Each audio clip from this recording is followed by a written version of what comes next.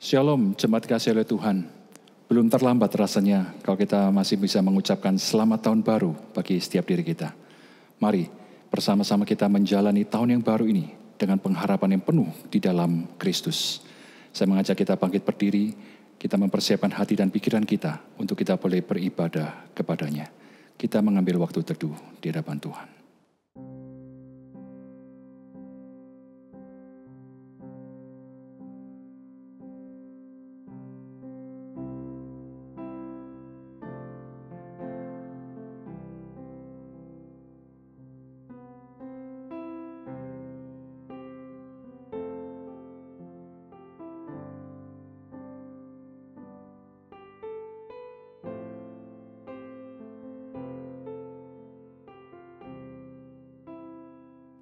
Pertolongan kita ialah dalam nama Tuhan pencipta langit dan bumi.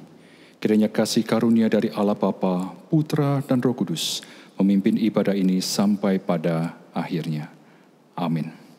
Mazmur 135 ayat 3 mencatat, Pujilah Tuhan, sebab Tuhan itu baik. Bermazmurlah bagi namanya, sebab nama itu indah.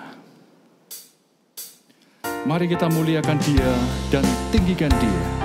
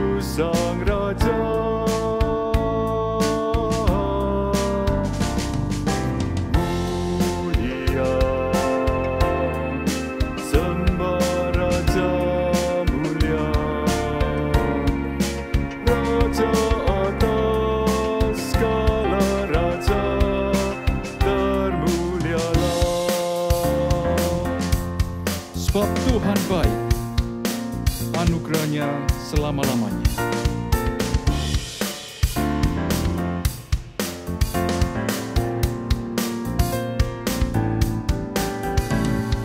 Masuk gerbangnya bersyukur dengan penuh pujian, bersuka di hadiratnya, nyanyi besarkan agung namanya. Puji tiuplah sangkakala, musik dan tarian. Semua makhluk di bumi di surga dengan siap hati naikkan pujian. Sebab Tuhan baik, sebab Tuhan baik, sebab Tuhan baik, anugerahnya kekal selamanya. Sebab Tuhan baik, sebab Tuhan baik, sebab Tuhan baik, anugerahnya kekal selamanya. Yesus Kristus Allah Tuhanku, pencipta segalanya, datang sujud di hadapannya, angkat tanganmu, naikkan pujian. Puji dia tiuplah sangkakala, musik dan tarian. Semua makhluk di bumi di surga dengan siap hati naikkan pujian. Sebab Tuhan baik, sebab Tuhan baik.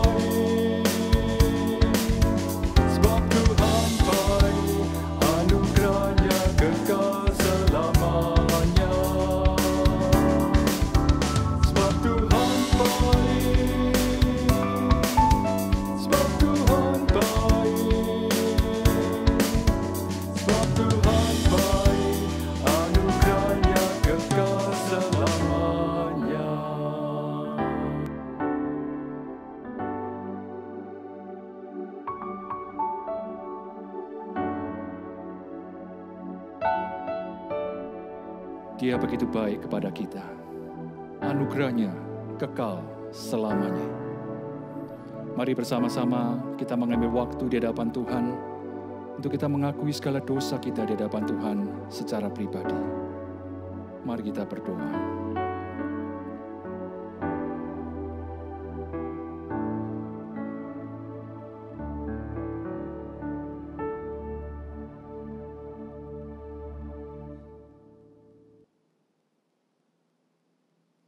Kehadapan-Mu ya Tuhan kami datang, dan kami mengaku segala perbuatan kami.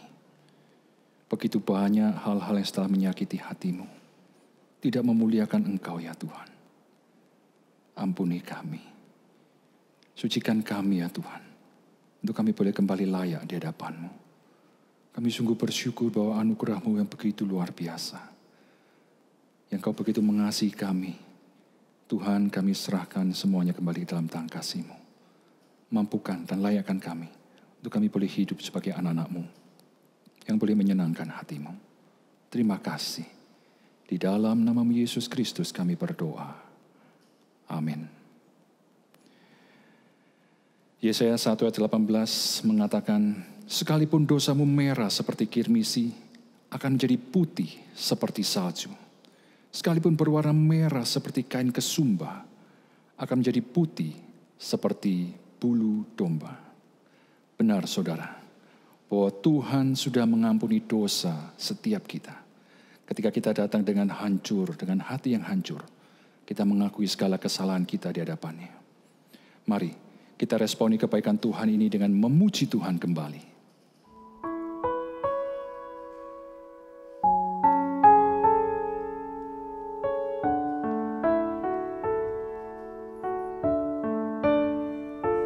Tak kau lupakan diriku, kau ingatku adalah debu, tetapi kau meninggikannya di hadapan malaikat-Mu.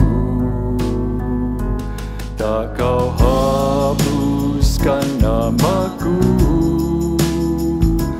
dari kitab kehidupan-Mu. Kau tak malu mengakuinya di hadapan Bapa. Kau Allah yang tiada mengingat lagi segala kesalahanku yang telah Engkau ampuni.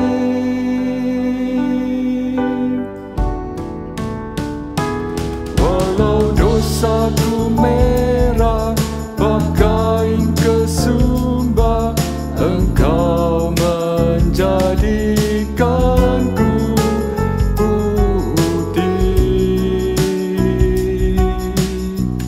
seputih bulu domba.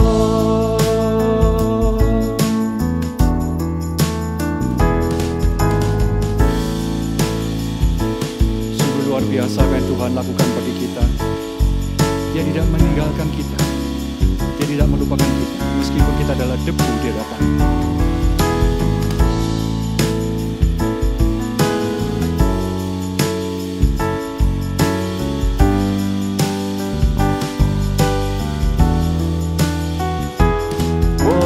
Dosaku merah bagai kain kesumba, Engkau menjadikanku putih seputih bulu domba.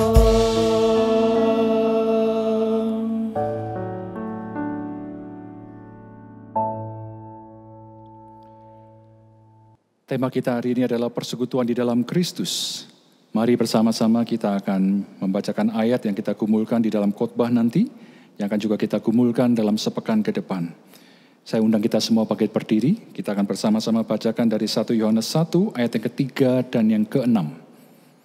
1 Yohanes 1 ayat 3 dan 6, demikian firman Tuhan. Apa yang telah kami lihat dan yang telah kami dengar itu, kami beritakan kepada kamu juga, supaya kamu pun beroleh persekutuan dengan kami. Dan persekutuan kami adalah persekutuan dengan Bapa dan dengan anaknya, Yesus Kristus. Ayat 6, jika kita katakan bahwa kita beroleh persekutuan dengan Dia, namun kita hidup di dalam kegelapan, kita berdusta dan kita tidak melakukan kebenaran. Dengan tetap berdiri, mari bersama-sama kita akan mengikrarkan pengakuan iman kita seturut dengan pengakuan iman rasuli, dan dalam setiap kita mengikrarkannya demikian. Aku percaya kepada Allah, Bapa yang Maha Kuasa, Khalik langit dan bumi, dan kepada Yesus Kristus, Anaknya yang tunggal Tuhan kita, yang dikandung dari Roh Kudus, lahir dari anak darah Maria, yang menderita sengsara di bawah pemerintahan Pontius Pilatus, disalibkan, mati dan dikuburkan, turun dalam kerajaan maut. Pada hari yang ketiga, bangkit pula dari antara orang mati, naik ke surga, duduk di sebelah kanan Allah, Bapa yang Maha Kuasa. Dan dari sana Ia akan datang untuk menghakimi orang yang hidup dan yang mati. Aku percaya kepada Roh Kudus, gereja yang kudus dan am, persekutuan orang kudus, pengampunan dosa, kebangkitan tubuh, dan hidup yang kekal. Amin. Jemaat sekalian duduk kembali. Kita akan bersama-sama mendengarkan firman Tuhan yang akan disampaikan oleh penginjil Sony Julianto.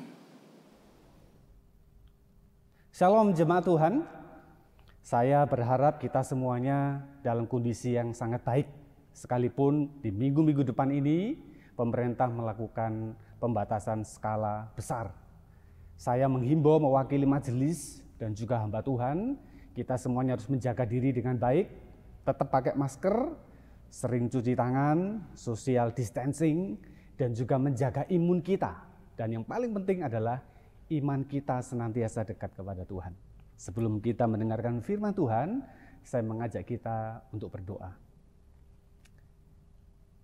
Tuhan, kami mengucap syukur karena Tuhan boleh menyertai kami di masa-masa pandemi, bahkan ketika kami memasuki di tahun 2021.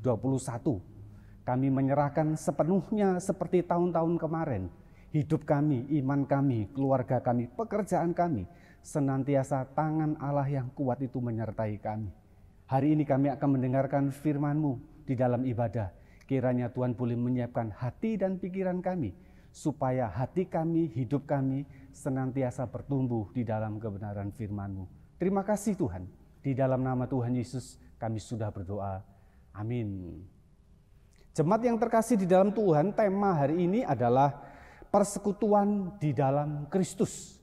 Kita akan mengawali renungan kita dengan membuka Alkitab kita dalam kitab Roma, pasal yang ke-6 ayat 1 sampai ayat yang ke-14. Saya akan membaca 10 ayat saja. Bapak Ibu Saudara yang di rumah silakan membaca sampai ayat 14.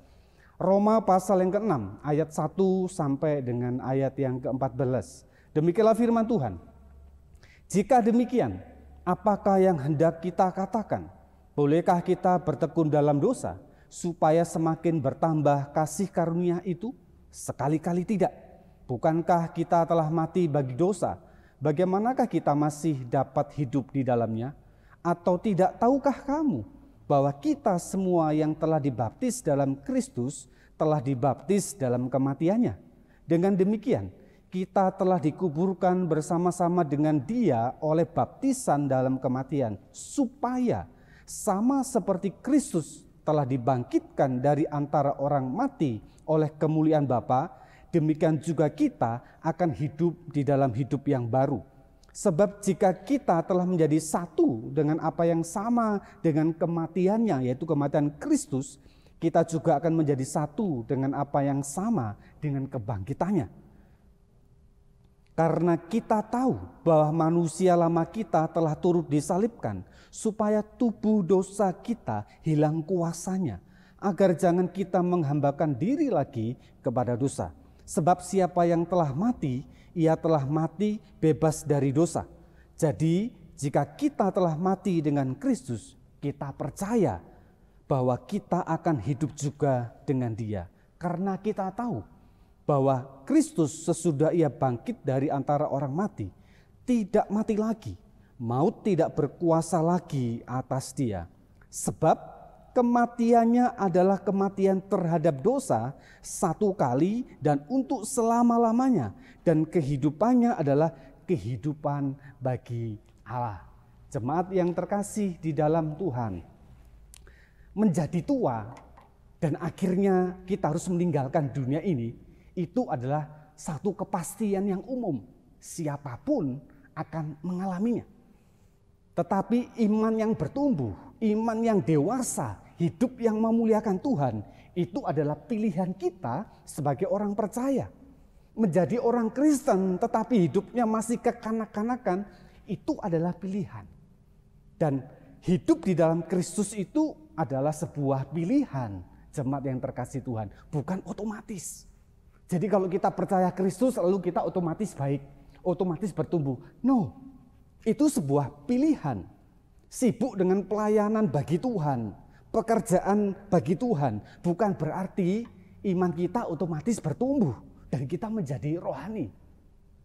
Belum tentu, jemaat yang terkasih di dalam Tuhan. Hidup Kristen kita jadi baik dan benar di depan banyak orang. Bukan berarti iman kita itu iman yang kokoh dan kuat dan bertumbuh di dalam Kristus. Maka jangan pernah kita tertipu dengan apa yang nampak di luar. Sekalipun itu bisa menjadi salah satu ukuran, tetapi itu bukan menjadi ukuran mutlak. Bahwa kita hidup di dalam Kristus. Kita punya persekutuan atau hubungan di dalam Kristus. Perilaku-perilaku baik yang kita tampilkan bukan ukuran otomatis. Dan ukuran mutlak bahwa kita memiliki persekutuan di dalam Kristus. Tetapi juga bisa sebaliknya. Hidup yang ada di dalam persekutuan dengan Kristus harus menampakkan tanda-tanda perilaku yang baik dan benar. Jadi kita jangan pernah terbalik. Apa yang nampak menjadi ukuran apa yang di dalam. Tetapi justru hubungan yang di dalam Kristus itu akan ditampakkan dengan perilaku-perilaku yang kita miliki di dalam kehidupan nyata.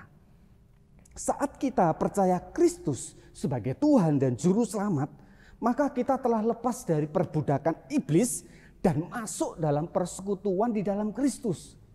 Jadi ada peristiwa besar ketika kita mengalami kelahiran baru. Kita dilepaskan dari perbudakan dosa dan iblis, tetapi kita juga dimasukkan dalam persekutuan yang kekal. Persekutuan yang rohani, persekutuan yang ilahi di dalam Kristus.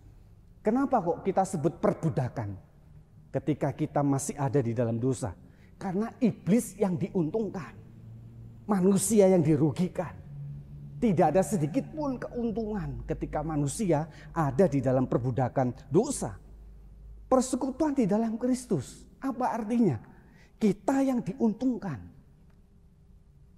Karena Allah yang superior, yang maha kuasa, yang maha dahsyat, mendatangi dan menghampiri kita. Unik jemaat yang terkasih di dalam Tuhan. Ketika Allah mempersekutukan kita di dalam Kristus, yang diuntungkan itu bukan Allah, tetapi justru hidup manusia yang diberikan anugerah yang luar biasa. Jadi persekutuan ini bukan persekutuan yang saling menguntungkan. Kalau kita bekerja sama dengan teman-teman kita dalam pekerjaan, itu harus saling menguntungkan. Sekalipun itu sesuai dengan investasi yang digabungkan. Kalau saya 60% hitungannya juga pasti sesuai dengan apa yang saya tanam. Itu artinya persekutuan yang menguntungkan. Tetapi persekutuan di dalam Kristus, Allah memberikan kepada kita keuntungan. Allah memberikan kita anugerah terbesar. Sehingga kita yang kemarin itu menjadi budak, kita dipersekutukan di dalam Kristus. Sesungguhnya menjadi orang Kristen, hal yang paling utama adalah persekutuan kita dengan Kristus. Di mana harus dan dipastikan itu menghasilkan buah roh, buah hidup yang kelihatan dalam kehidupan yang nyata. Sekali lagi, bukan sebaliknya. Hal yang lahiriah belum tentu seseorang itu memiliki hubungan yang benar, yang sehat di dalam Kristus.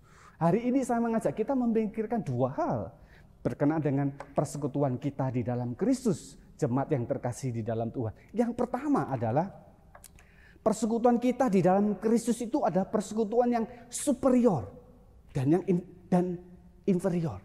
Superior itu artinya Allah yang perkasa. Semuanya dimulai dari Allah. Semuanya dikehendaki oleh Tuhan. Semuanya dirancang oleh Tuhan dan dimulai oleh Tuhan. Kitab Roma ingin menunjukkan kepada orang-orang percaya yang saat itu di bawah pemerintahan Kaisar Nero bahwa Allah itu sangat superior di dalam kehidupan orang percaya ketika mereka tengah menghadapi kesulitan yang sangat besar. Kita bisa lihat gambar ini, jemaat yang terkasih di dalam Tuhan. Itu penganiayaan yang paling hebat di dalam salah satu penganiayaan yang paling hebat dalam sejarah kekristenan. Dan itu terjadi di Roma di bawah kekaisaran Nero. Penderitaan yang siapapun mungkin tidak bisa tahan. Bahkan termasuk orang Kristen. Maka ketika Rasul Paulus menuliskan surat ini, Rasul Paulus ingin memberikan kekuatan yang ilahi, kekuatan yang luar biasa bahwa Allah bukan pribadi yang lemah terhadap kesulitan yang paling sulit dan paling berat, tetapi justru Allah adalah hero dan pribadi yang kuat dalam kehidupan orang percaya. Paulus mengingatkan bagaimana Allah begitu sangat superior terhadap hidup orang percaya, yaitu ketika Allah di dalam Kristus menyelamatkan hidup orang-orang percaya yang tidak berdaya dari dosa, dan begitu superiornya Allah turun ke dalam dunia dan menyelamatkan hidup manusia. Maka Rasul Paulus memberikan kata-kata penting di dalam perikop ini bahwa di dalam Kristus kita itu dibaptis, dikuburkan, disalibkan. Itu penegasan kata di, artinya Allah yang melakukan, Allah yang berkehendak, Allah yang berinisiatif. Begitu superiornya Allah ketika melihat manusia tidak berdaya dari dosa, maka Allah memberikan dirinya supaya kita mengalami apa yang dialami Kristus. Kita satu dengan kematian Kristus dan kita satu dengan kebangkitan Kristus. Ini peristiwa yang ilahi. Ini tindakan Allah yang superior. Bahwa persekutuan kita di dalam Kristus itu dikerjakan oleh Allah. Dan tidak bisa digagalkan atau dikalahkan dengan kesulitan sesulit apapun yang dialami oleh orang-orang percaya. Dibaptis, dikuburkan, disalibkan. Itu menjadi kata-kata begitu penting ketika seseorang mendapati dirinya bahwa dia adalah anak Tuhan, bahwa dia adalah murid Kristus. Bersama tindakan Allah yang superior ini mengikatkan dirinya agar manusia ada di dalam persekutuan ilahi yang kokoh dan kuat. Jemaat yang terkasih di dalam Tuhan, dalam pengalaman rohani hidup kita sebagai orang percaya, apakah ada yang lebih hebat dari pengalaman ilahi di mana kita dipersekutukan di dalam Kristus melalui kematian dan kebangkitan Kristus? Mungkin pada satu waktu kita punya pengalaman rohani, kita sakit keras. Atau saudara-saudara seiman kita ada yang sakit. Lalu kita berdoa bersama-sama dalam persekutuan atau dalam doa pribadi di rumah. Saudara kita sembuh. Itu pengalaman rohani yang luar biasa. Pengalaman rohani yang luar biasa itu. Kita dalam kesulitan pekerjaan. Lalu kita berdoa. Lalu Tuhan membuka jalan. Itu juga pengalaman rohani yang luar biasa. Kita selamat melewati bahaya yang hebat atau sebuah kecelakaan begitu. Bukankah itu pengalaman di mana tangan Allah itu memelihara dan memberikan perlindungan kepada kita? Tetapi lebih dari semua itu, pengalaman rohani yang paling membuat kita kuat dan mengalami damai sejahtera adalah ketika di dalam kematian dan kebangkitan Kristus kita dipersekutukan bersama Tuhan, di dalam Tuhan. Maka itu persekutuan yang luar biasa. Persekutuan yang tidak bisa digagalkan oleh siapapun. Sekalipun oleh penderitaan yang paling hebat. Kita mendapati diri kita ada di tangan Allah yang sangat superior. Ketika kita tahu bahwa kita ada di dalam persekutuan di dalam Kristus. Kita ada di dalam tangan Allah yang menguasai alam semesta bahkan sejarah dunia ini. Sehingga kita diberikan kemenangan-kemenangan yang paling hebat Sekalipun mungkin kita tidak bisa melewati ujian yang paling berat yang Tuhan berikan di dalam hidup kita. Tetapi ada satu waktu tangan Allah yang hebat itu akan bekerja. Kesuperioran Allah inilah yang membuat persekutuan kita di dalam Kristus tidak bisa dilemahkan oleh karena penderitaan dan kesulitan. Inilah yang menjadikan kita kuat dan bertahan. Jemaat yang ada di Roma, penderitaannya begitu luar biasa. Mereka menjadi makanan binatang. Mereka dianiaya begitu hebat, seolah-olah itu melampaui kekuatan fisik dan iman mereka. Tetapi mereka diingatkan oleh firman Tuhan bahwa mereka sudah dipersekutukan di dalam Kristus. Mereka ada di tangan Allah yang tidak bisa dikalahkan oleh dunia. Yang mungkin hari itu seolah-olah kekristenan kalah, Tuhan kalah. Tetapi tangan Allah yang maha besar, yang superior itu akan memberikan kekuatan kepada orang-orang Kristen yang mengalami penganiayaan. Maka Rasul Paulus di dalam Roma pasal 8 ayat 35 berkata demikian. Siapakah yang dapat memisahkan kita dari kasih Kristus? Penindasan atau kesesakan atau penganiayaan atau kelaparan atau ketelanjangan atau bahaya atau pedang? Tidak ada. Ayat itu dibuat sebuah dengan pertanyaan begitu. Tetapi jawabannya adalah tidak bisa dan tidak ada siapapun atau apapun dalam sejarah dunia yang paling sulit untuk dihadapi oleh orang-orang percaya. Lalu persekutuan di dalam Kristus itu menjadi lemah. Tidak. Jadi kalau kita menyangka Allah itu berubah setia, Kristus itu jauh dari hidup kita. Sesungguhnya kita yang merasa Allah itu jauh. Sesungguhnya kita yang tidak tekun dan setia. Jemaat yang terkasih di dalam Tuhan. Kalau persekutuan di dalam Kristus itu jaminannya adalah apa yang baik yang kita miliki, maka itu akan bersifat sementara. Kesulitan-kesulitan yang paling hebat itu sudah membuktikan dalam sejarah. Banyak menenggelamkan dan menghabiskan orang. Tetapi persekutuan di dalam Kristus itu persekutuan yang kokoh. Kalaupun di dalam ujian itu kalah, kita tahu kita ada di tangan Allah sang penguasa kehidupan. Kalau hari itu dalam kesulitan-kesulitan kita harus bertahan. Kita tahu kita bertahan karena apa? Karena persekutuan kita di dalam Kristus itu melampaui setiap kesulitan-kesulitan yang kita hadapi. Jemaat yang terkasih di dalam Tuhan, bersyukurlah ketika kita menjadi orang-orang percaya. Ketika kita mempercayai Kristus, persekutuan kita di dalam Kristus itu ada persekutuan yang superior. Yang tidak bisa dipisahkan oleh apapun, oleh kesulitan apapun. Karena semata-mata itu adalah tindakan dan anugerah Allah atas hidup kita. Maka bersyukurlah, banggalah menjadi orang Kristen. Bukan karena apa yang kita kerjakan, tetapi karena Allah mengerjakannya itu untuk kita. Yang kedua, jemaat yang terkasih di dalam Tuhan. Kalau persekutuan di dalam Kristus itu ada persekutuan yang superior terhadap kita yang lemah, yang inferior ini. Maka yang kedua adalah hidup kita di dalam Kristus itu adalah hidup yang superior. Maksudnya bukan seperti Superman, bukan seperti tokoh-tokoh kartun di Marvel, bukan. Tetapi hidup kita di dalam Kristus yang superior itu karena kita ada dalam persekutuan yang superior. Dalam perikop ini firman Tuhan menegaskan seorang Kristen di dalam persekutuannya dengan Kristus bukan saja diam, bukan saja pasif. Tetapi tujuan Allah menjadikan diri kita ada dalam persekutuan dengan Kristus adalah hidup bagi Allah. Ayat 11. Jangan berkuasa dan menuruti keinginan dosa. Ayat 12. Jangan menyerahkan anggota tubuhmu kepada dosa.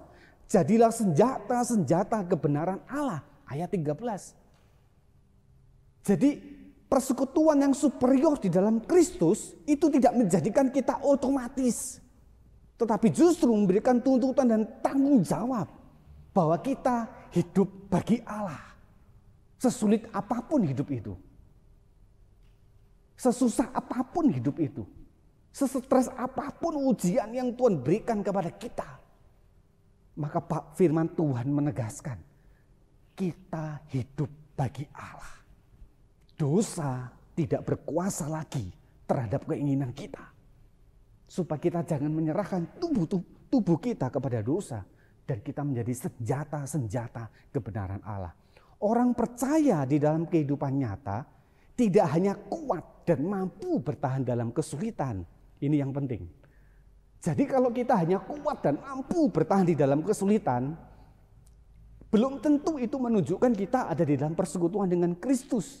Tetapi justru persekutuan kita bersama dengan Kristus yang superior itu akan menghasilkan karakter-karakter Kristus yang superior yang ada di dalam diri kita terhadap dosa dan kedagingan kita. Ini penting Bapak Ibu.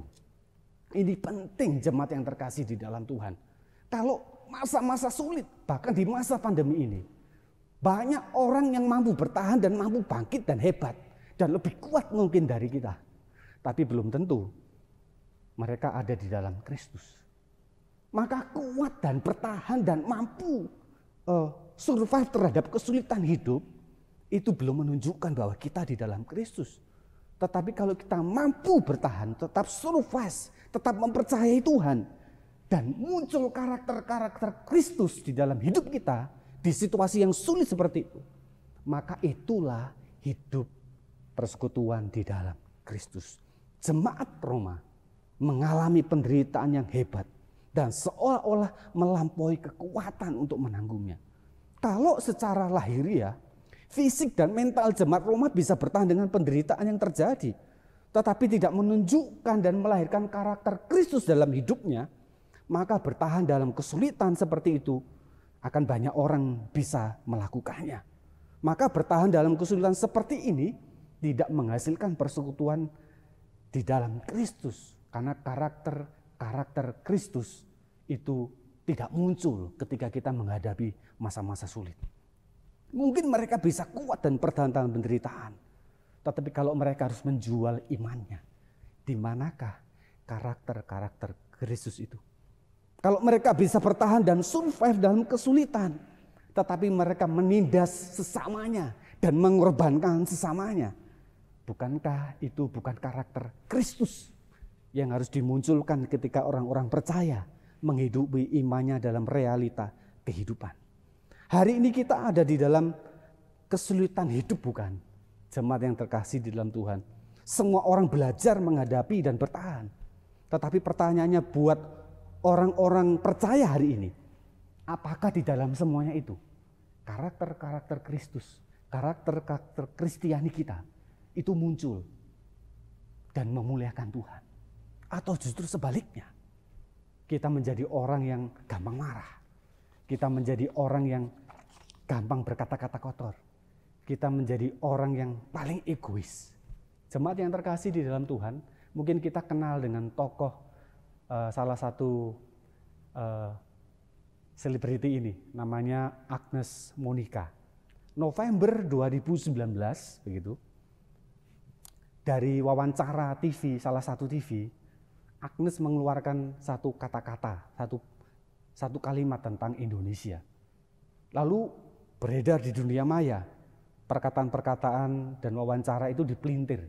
Yang intinya, Agnes Mo ini nasionalismenya itu terhadap Indonesia itu kecil atau mungkin tidak ada.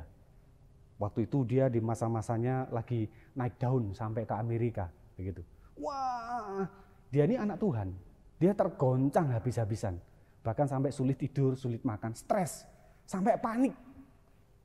Bapak Ibu boleh lihat itu di YouTube, di wawancara sama Daniel Menantang. Wah, dan di bulan itu, di tahun itu yang paling sulit untuk dilewati.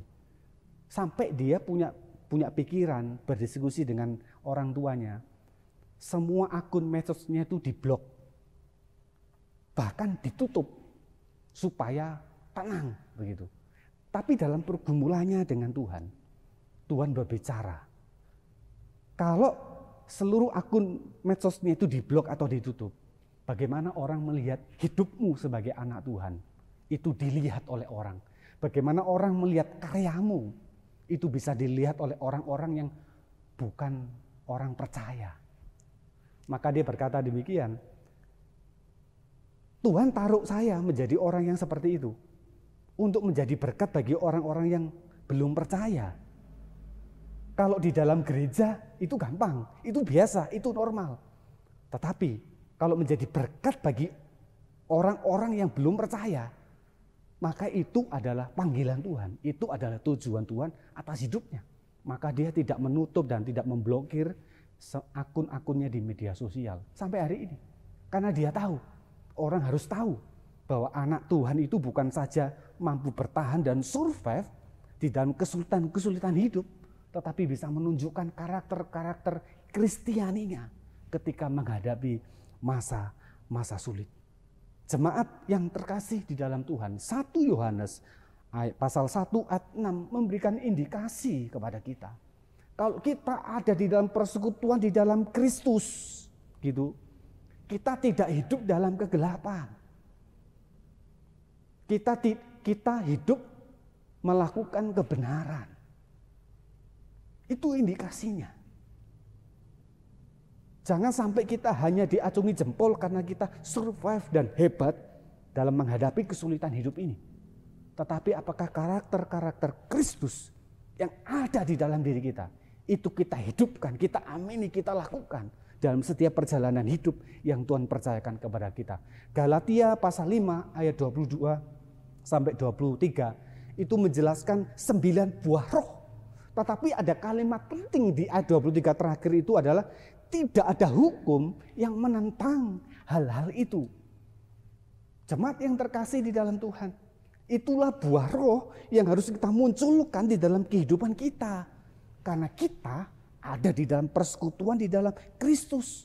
Dan ketika Rasul Paulus berkata tidak ada hukum yang menentang hal-hal itu, artinya apa?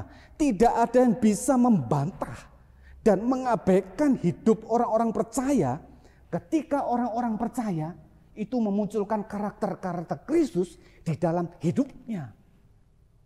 Siapa yang bisa menentang ketika kita ada di dalam suasana kebencian, tetapi sebagai anak Tuhan, kita mampu mengampuni, mampu mengasihi, maka tidak ada hukum atau budaya apapun yang menantang ketika karakter-karakter Kristus itu muncul dalam kehidupan nyata kita.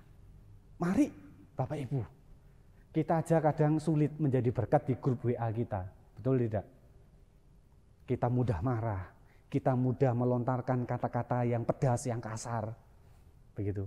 Lalu kalau ada yang jabri, WA-nya tidak menyenangkan, kita blok. Itu sesuatu yang menunjukkan bahwa kita tidak mampu menghidupi karakter-karakter Kristus yang paling sederhana dalam hidup kita. Apakah kita mudah stres, lalu kita meninggalkan Tuhan? Bapak Ibu, kita dipanggil di dalam Kristus memiliki persekutuan supaya hidup kita memuliakan Tuhan. Di mana karakter-karakter Kristus itu kita munculkan di dalam kehidupan kita. Kalau hidup kita itu sulit dan kita kuat dan tahan banting, itu menjadi hal biasa. Karena banyak orang bisa melakukan itu. Tetapi saat hidup sulit dan susah, dan orang-orang percaya memunculkan buah roh dalam hidupnya, itulah hidup Kristen yang superior. Karena kita tahu kita ada di dalam persekutuan yang superior di dalam Kristus. Jemaat Tuhan, kita di dalam Kristus, maka muliakanlah Tuhan dengan hidupmu. Muliakanlah Tuhan dengan segala kesulitan, penderitaan, atau apapun yang sedang kita hadapi. Di mana karakter-karakter Kristus itu dilihat dan menjadi berkat bagi orang. Kiranya Tuhan memberkati kita. Mari kita berdoa. Kami bersyukur kepada Tuhan. Kalau hidup kami, mati kami, perjalanan hidup yang sedang kami lewati dalam masa-masa sulit atau masa-masa senang, kami tahu kami ada di tangan Allah yang sangat superior. Bahkan kami ada dalam persekutuan ilahi di dalam Kristus yang memampukan kami untuk menghidupi realita hidup ini dengan karakter-karakter Kristus yang sudah Tuhan taruh di dalam hidup kami. Tolong kami Tuhan, menjadi orang-orang Kristen yang bukan saja yakin hidupnya di dalam Kristus, tetapi kami juga belajar untuk hidup memuliakan Tuhan. Perkataan kami, pekerjaan kami, pelayanan kami, itu adalah tempat di mana kami hidup memuliakan Tuhan. Di tengah-tengah keluarga kami, itulah tempat di mana hidup kami memuliakan Tuhan. Terima kasih Tuhan, terima kasih. Di dalam nama Tuhan Yesus kami sudah berdoa. Amin. Shalom jemaat Tuhan, Tuhan Yesus memberkati. Hanyalah kebaikan Tuhan yang memampukan kita untuk bisa hidup rukun sebagai komunitas orang percaya di dalam Kristus. Mari kita mensyukurinya dan memberikan yang terbaik buat Tuhan.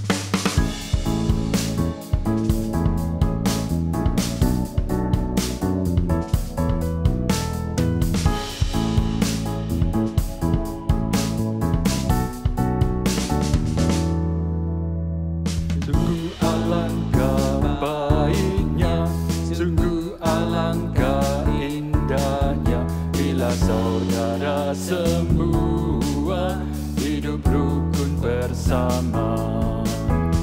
Sungguh alangkah baiknya, sungguh alangkah indahnya bila saudara semua hidup rukun bersama. Seperti minyak di kepala Harun yang kejanggut dan cubanya turun, seperti embun yang dari Hermon mengalir ke Bukit Sion. Sebab kesanalah Allah meminta agar berkat-berkat-Nya tercurah, serta memberikan anugerah hidup selama-lamanya.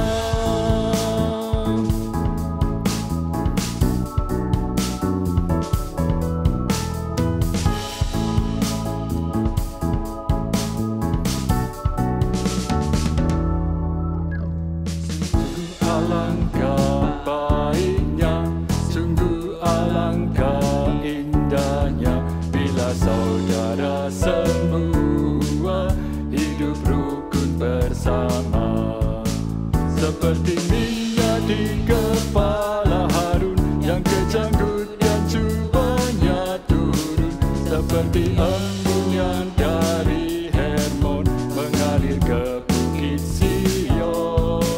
Sebab kesanalah Allah meminta agar berkat-berkat-Nya tercurah, serta memberikan anugerah hidup selama-lamanya.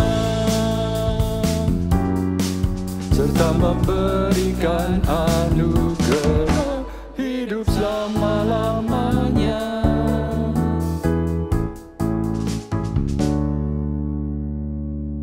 Mari kita berdoa. Kita akan berdoa juga untuk beberapa pokok doa. Yang pertama, kita doakan untuk pemulihan kondisi, baik di dunia maupun di Indonesia, khususnya dalam masa-masa ini, yang kelihatannya semakin terus meningkat dan situasi terus mencekam. Kita doakan supaya Tuhan yang campur tangan menolong.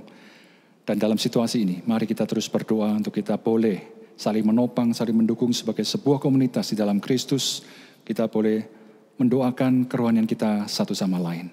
Mari bersama-sama kita berdoa. Bapa di surga, kami bersyukur kepadamu. Di tengah segala situasi yang mengancam kami saat ini ya Tuhan, kami boleh tetap bersandar, berserah, berseru dan mengandalkan Engkau ya Yesus. Kami sungguh bersyukur ya Tuhan, karena Engkau telah memanggil kami, menolong kami untuk kami boleh menjadi sebuah komunitas di dalam Engkau ya Yesus. Untuk kami boleh saling memperhatikan, saling mendoakan, saling menopang. Kami menolong, kami mohon Tuhan Kau yang terus campur tangan, menolong kami, memimpin kami. Serta ya Tuhan, mampukan kami untuk hidup sebagai anak-Mu yang boleh menjadi berkat bagi sesama kami. Dan juga dalam kerohanian kami ya Tuhan. Untuk kami sungguh-sungguh boleh saling menopang dan terus menguatkan satu sama lain. Kami juga berdoa Tuhan untuk keadaan sekitar kami yang terus seolah-olah terus lebih buruk lagi ya Tuhan. Kami mohon belas kasihan dan pertolongan-Mu. Bahwa Engkau yang berkarya, Engkau yang menyertai, Engkau yang bisa membuatnya lebih baik lagi Tuhan. Kami menyerahkan untuk kondisi dunia dan kondisi di Indonesia. Meskipun vaksin sudah mulai didistribusikan dan mulai dibagikan, tapi ini bukan jaminan ya Tuhan. Kami berseru dan mohon Kau yang terus campur tangan dan berbelas kasihan menolong, memberikan kondisi yang lebih baik. Kami juga bersyukur ya Tuhan melalui ibadah kami pada Hari ini kami boleh memberikan juga persembahan kami kepadamu. Tuhan, kami mohon Kau juga berkenan memberkati dan menyempurnakannya, memakainya untuk pekerjaan-Mu bagi kemuliaan nama-Mu. Terima kasih Bapa. Kami serahkan doa kami yang jauh dari sempurna di dalam tangan kasih-Mu.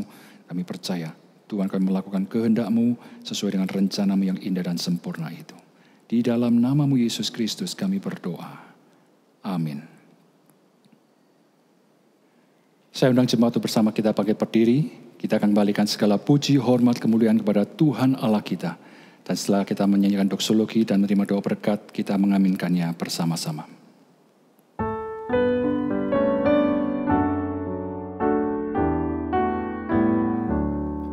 Puji Allah, sumber berkat, pujilah Dia makhluk di bumi, pujilah Dia malah di surga, pujilah Bapa, Putra, Roh Kudus.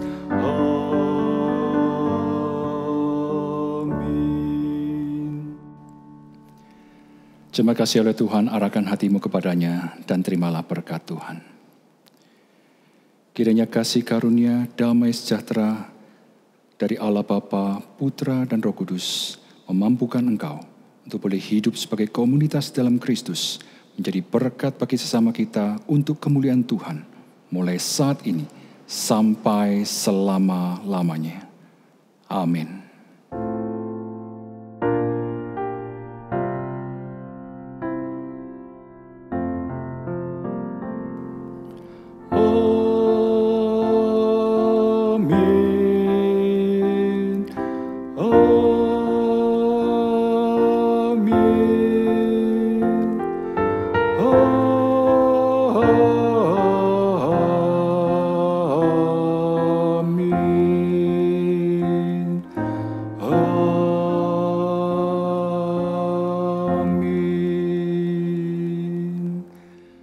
Saat itu ibadah selesai, Tuhan Yesus memberkati.